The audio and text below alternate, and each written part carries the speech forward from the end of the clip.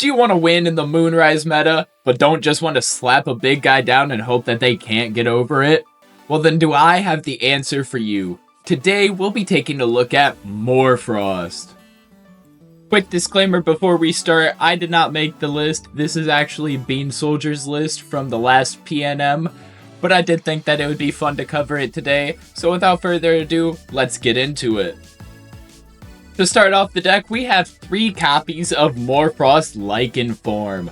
A 2/3 Frost Celestial that says you can expend 1 Frost and discard this Morphrost in order to search your deck for up to 2 Morphrost that are not Lichen form and add them to your hand. This is extremely strong, allowing you to toolbox for any of the Morphrost that you desire.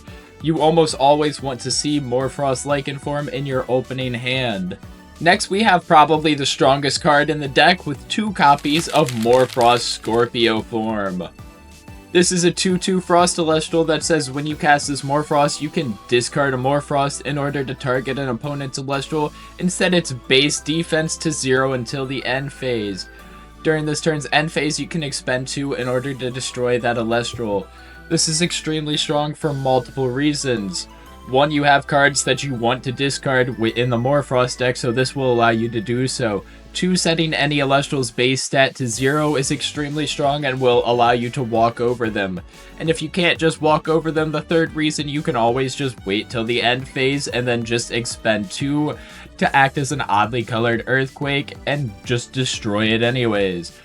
Morphrost Scorpio form is an extremely strong card that has just been skyrocketing in price since Bean's win. I would pick this up as soon as you can if you don't already have your copies. And to pair with our Scorpio form, we'll be playing 2 copies of Bat form. A 1/1 Frost Celestial that says when this Morphrost is discarded, you can special cast a Morphrost that is not Bat form from your underworld. Extremely strong pairing with Scorpio's ability because it will allow you to easily diminish anything's defense to 0 while special summoning whichever Morphrost from your graveyard that you desire to play out. This combo is an extremely strong pair that won Bean Soldier a majority of his games according to him. Another way we can put our Bat form into our underworld is by utilizing our Morphrost Terror form, which we have 2 copies of. It's a 2/3 Frost Celestial that says your opponent's Celestials get -1 attack for each Frost enchanting this Morphrost. When a player activates a card effect that targets 1 or more Morphrost, you can discard a Morphrost in order to negate that effect and destroy that card. So you can easily negate something like an Earthquake, while discarding your Bat form and special casting another Morphrost. This deck has so many lines of play and potential with it, it is extremely strong in the way that people have to play around it. Our next Celestial is 2 copies of Morphrost Abominable form. A 1/3 Frost Celestial that says this Morphrost gets +1 attack for each Morphrost in your underworld. You can disenchant 1 Frost from this Morphrost in order to special cast a Morphrost that is not abominable from your underworld. This is extremely strong if you're able to get extra spirits on abominable because just special casting something from your underworld such as a Scorpio or a Terraform can be extremely useful. Not only that, but as the game goes on, Morphrost can become a gigantic beater that you can utilize to just hit over things. Plus, I mean, if you really have to, sacrificing an abominable form in order to replay a Scorpio or a Terraform isn't even a bad play. And our final Morphrost is 1 copy of Indus form. This is probably the weakest Morphrost in the deck, however it can still be utilized as a decent consistency tool to put other Morphrost into your graveyard. Plus, according to Bean, a lot of people are very scared of having their back rows popped by this thing, so they'll just use hard removal on it for some reason. So, I mean, I guess that's a good plus of it. But other than that, you don't really want to be having too much of it, so that's why you only run the 1 copy. Moving on, in order to help us find any of the Elestrals that we've mentioned before, we'll be playing 3 copies of Narpoon. A 4/3 Water Elestral that says when you normal cast this Narpoon, you can search your deck for a 1 Spirit Frost Elestral and add it to your hand. Believe it or not, this deck actively is not playing Aster Rabbit, and the reason why is Narpoon itself. because you want to be able to find any 1-drop Celestial that you're looking for whenever you want it. So it's a lot stronger than Aster Rabbit being able to search the top 3 cards of their deck and picking whichever one. Most of the time, Aster Rabbit is an auto-include, but Narpoon in this deck is so powerful that it edges Aster Rabbit out. Our next Celestial is 3 copies of Morolith. A 6/4 2-drop Frost Celestial that says this Morolith can be normal cast with 2 Frost if an opponent has fewer Celestials in their underworld than you do. When you cast this Morolith, you must send the top 5 cards of your deck to the underworld. This is just a big body, and that's it, even according to Bean Soldier. I've played this in my Frost 2s list literally just as a large body that you can easily drop. A majority of the time, especially in Frost decks, Morolith is almost always live, and especially in a deck such as Morphrost, you really don't care about the mill downside to it as long as you're not hitting a bunch of critical cards that you're going to need. And to finish off the Elestrals, we have 1 copy of Elechick. Elechick is a 4/1 Thunder Elestral that says when you normal cast this Elechick, you can search your deck for a Divine Rune and add it to hand. A majority of times you're going to be searching out Zeus with this and making Elechick a 7 attack 1-drop. However, this deck also utilizes Kione due to the amount of 1-drop Frost Celestials that it does play, so Elechick having the option to find that is also extremely strong. And to start off our runes, we have 1 copy of Zeus. Zeus is an extremely strong Divine Rune that says when you cast this Zeus, you can enchant up to 3 Thunder Spirits to it. You can disenchant 1 Thunder Spirit from it in order to give an Celestial -3 attack and -3 defense until the end phase. Zeus is probably the strongest Divine in the entire game due to the fact that it allows multiple Elestrals of yours to walk over the targeted Celestial in combat. Next, we have 1 copy of Kione. Kione says when you cast this Kione, you can enchant up to 3 Frost to it. You can disenchant 1 Frost from this in order to return a 1 Spirit Frost Celestial from your underworld to your hand. This is extremely strong because the later the game gets, the more your underworld is filled with Frost Celestials that you can pick from. Essentially, Kione allows you to utilize your underworld as a second hand in its entirety. We'll be playing 1 copy of Resting on Your Laurels. This is extremely cheap removal that will allow you to come back from bad situations in which you're behind in. Next, we have 2 copies of Mountains of Boreas. Now, this card doesn't really look all that strong most of the time, and stadiums do get slept on a lot.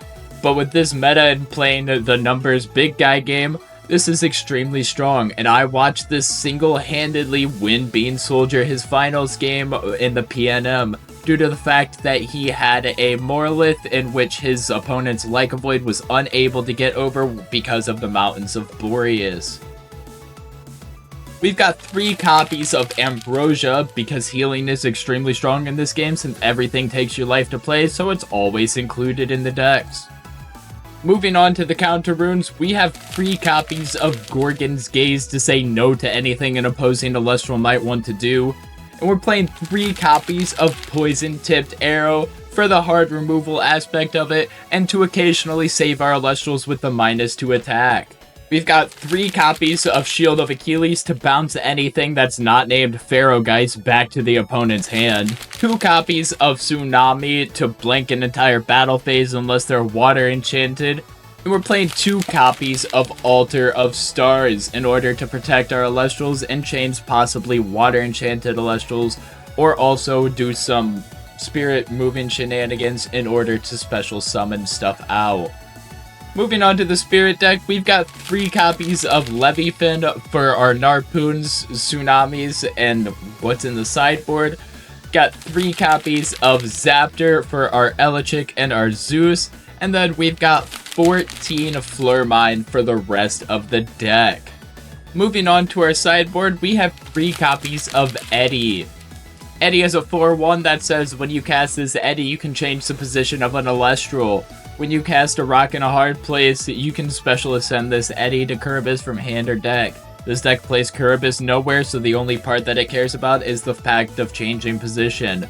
Eddie's extremely strong right now because Galaxy's no longer nearly as prevalent, so Eddie can easily just come onto the board, change the positions Celestial, and beat over it, especially since a lot of people have not yet fully transitioned over to the large guy meta. Next, we have 2 copies of Cataran. This is here for grindy games to make sure that you don't run out of spirits. And also, since there's a lot of ways to move spirits around in this deck, Cataran can be extremely strong, not just triggering once, but having the ability to trigger multiple times. We've also got 3 copies of Cryoblast. This is extremely strong in this deck because you can literally put every single Elestral in the game to 0 defense with your Scorpio form, so having Cryoblast means that it is a guaranteed destroy, and you don't have to expend an extra spirit for it. Not only that, but into 5s types matchups, this will destroy pretty much a majority of them, since almost every high attack Elestral that's a 1-drop has a low defense stat line. This deck is playing a lot of back row, and in order to help protect that, there's 3 copies of Divine Blessing in the sideboard in case of Hurricane. Not only does Divine Blessing negate Hurricane, but it can also negate stuff such as Ambrosia, Cryoblast, Earthquake, or any other relevant invoke runes in the game, such as maybe Arise from the Ashes. Divine Blessing is an extremely strong card that I've been telling people since its release they should look out for, but now it has finally come into fruition since this list has won with 3 of them in its deck. We have 2 copies of Spoiled Fruit. This is a 1-cost counter rune that says the Spoiled Fruit can only be cast when an opponent activates a card effect that returns 1 or more spirit from their underworld to their spirit deck. Negate that effect and destroy that card. Spoiled Fruit is extremely strong right now, putting the Healstall meta essentially out of commission, and also killing cards such as Drake Array when they ascend, which is extremely nuts. Not only that, but it shuts down any opponent just wanting to play an Ambrosia, which is every single one of them. So Spoiled Fruit is an extremely strong card that I would pick up right now. And our final card in the deck is 2 copies of Aurora Borealis. A 1-cost Frost counter rune that says discard a card in order to enchant 1 Frost from your underworld to your field, and return up to 1 Frost from your underworld to your spirit deck. Now, I'll be honest, I'm not sure what matchup specifically this gets cited into, but Bean did mention that this card is extremely strong, because you could utilize this to discard a bat form, enchant something onto your A-bomb, and possibly summon or special summon up to 2 Elestrals in 1 turn with it. I'm just not quite sure what specific matchups that he would have brought this into. What do you guys think of the deck? Is this something you would run? Let me know down in the comments below, and let me know if there's anything specific that you want me to cover. If you enjoy content like this, be sure to like and subscribe, as I do post content like this daily. I hope you all have a good day, and peace.